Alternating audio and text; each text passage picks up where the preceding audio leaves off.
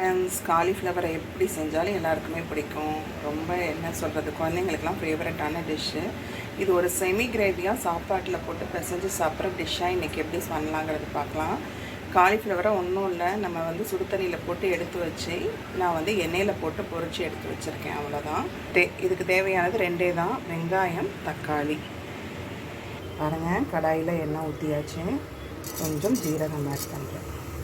ஜீரகம் வெடிக்குது. வெங்காயம், கருவேப்பிலை நல்லா மிக்ஸ் பண்ணிடுறோம். பாருங்கள், ஜீரகம் வெடித்தோடனே நம்ம வெங்காயத்தையும் கருவேப்பிலையும் ஆட் பண்ணியிருக்கோம். கொஞ்சம் நல்லா வணங்கிட்டோம். அதுக்கப்புறம் தக்காளி ஆட் பண்ணிக்கலாம்.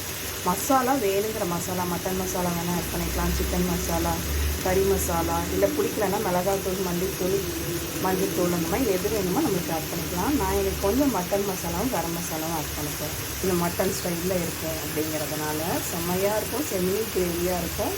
சாப்பாட்டில் போட்டு அப்படியே பசங்க சாப்பிடலாம். இந்த ஸ்டேஷன் நம்ம டொமேட்டோவை ஆட் பண்ணிக்கலாம்.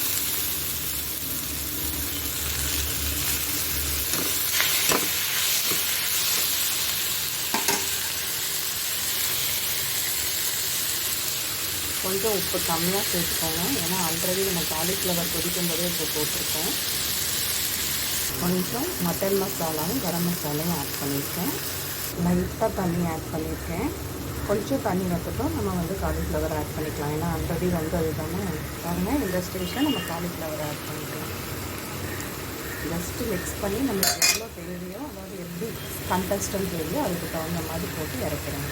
பாருங்கள், செம்மையாக ரெடி ஆகிடுச்சு நம்மளோட காலிஃப்ளவர் தொக்கு. காலிஃப்ளவர் பிடிக்காதவங்களுக்கு கூட பிடிக்கும், ஏன்னா காலிஃப்ளவரே தெரியாது.